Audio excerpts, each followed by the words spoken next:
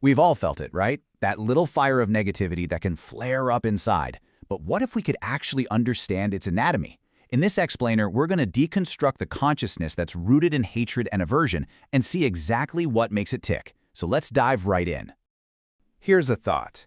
What if those feelings that seem so different, that flash of anger, the heavy weight of sadness, the cold chill of fear, what if they all spring from the very same source?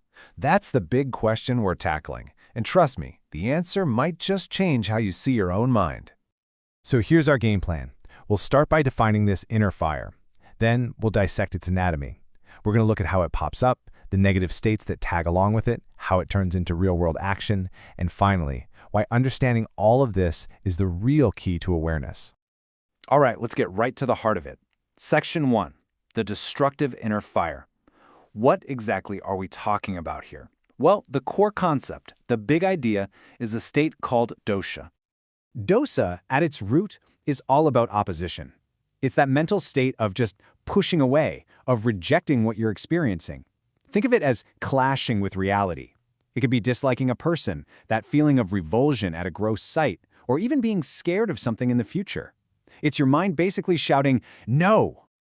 What's so wild is just how vividly the source material describes what dosa does to us. This isn't some gentle emotion, It's described as rough and ferocious. It acts like a poison that literally burns our mental foundation, and it can even show up physically, agitating the body or making your face flush red. And listen, this is not an exaggeration. The texts really consider hatred to be the single most destructive force in the world. More frightful than atomic weapons. That's a powerful statement. It frames this not just as a personal problem, but as a global one. It's the root of so much suffering. So, if that's how destructive dosa is, what's it actually made of? What's going on under the hood? Let's break down its internal anatomy. The answer is actually surprisingly simple.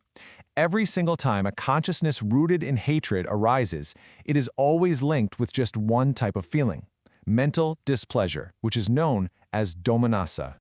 And this is a really crucial point. That raw feeling of mental pain, domanassa, that's the common thread. When you direct that feeling outward with a lot of force, we call it anger. But when that same feeling comes from loss, it shows up as sorrow or grief. They look different on the surface, but underneath, it's the exact same painful feeling. And this kind of consciousness never flies solo. It's what's called two-rooted. It always has the root of hatred, or dosa for sure, but it's also always got delusion, or moha, right there with it. And delusion is that fundamental lack of clarity, that fogginess, that lets these negative states take hold in the first place. Okay, so we know what it feels like and what its roots are, but how does it actually show up? The source material makes this really key distinction between two main types, and it's all based on how they arise. So on one side, you have the unprompted type. This is that sudden, spontaneous flash of rage. Someone cuts you off in traffic and, bam, the anger is just there. No thought, no buildup. On the other side, you have the prompted type. This is the slow burn. This is the anger that needs a little encouragement. Maybe you're hesitant at first, but you kind of talk yourself into it, or someone else goads you on. It doesn't just appear, it's coaxed out. Now, here's the thing about hatred. It rarely travels alone. You can almost think of it as the leader of a crew, an unwholesome entourage of other negative mental states that can sometimes show up right along with it. So dosa is always the core of this group, the main event. But sometimes it brings along a few friends. Now, it's important to remember these are occasional visitors, not constant companions. They are jealousy, avarice, and remorse. Let's break them down real quick. First up, jealousy, or usha. This isn't just about wanting what someone else has. It's the active aversion to their happiness. It's that painful feeling that bubbles up when you see someone else doing well. You can see how it's a direct branch of that core feeling of dosa, right? Next is avarice, or macharya. Now, don't confuse this with greed. Greed is about wanting to get more stuff. Avarice is the hatred that comes up at the very thought of sharing.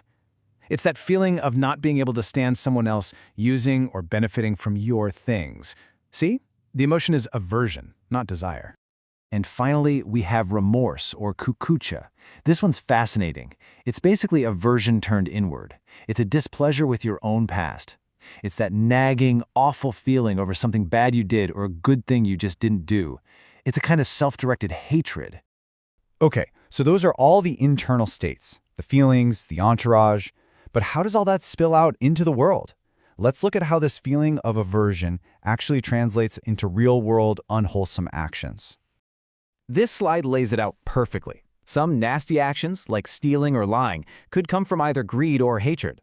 But just look at that column on the left. The most severe actions, killing, harsh speech, and pure ill will, just wishing harm on someone, those are exclusively driven by hatred. That's a pretty sobering thought.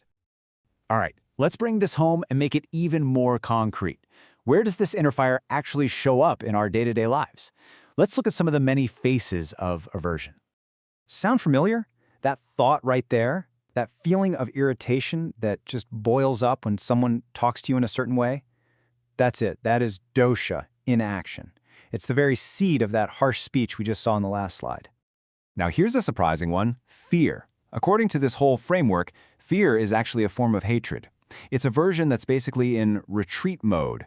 When the thing we're clashing with is too powerful to fight, the mind still pushes against it, but it does it by trying to withdraw, and that creates the intense agitation we call fear. Wild, right?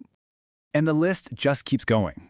The deep sorrow you feel from losing a loved one, that gut reaction of disgust and withdrawal from an unpleasant sight, a long, drawn-out state of depression, or even just the simple act of arguing, all of these are considered different manifestations, different faces of the exact same root of aversion, of dosha. So what's the whole point of this? What's the takeaway? By understanding the anatomy of this inner fire, we've basically been given a map. A map that shows how anger, fear, and sorrow aren't separate islands. They're all connected to the same fiery volcano. And the real question this knowledge leaves us with is a personal one. Now that you can name the fire, can you start to see the smoke before it all burns?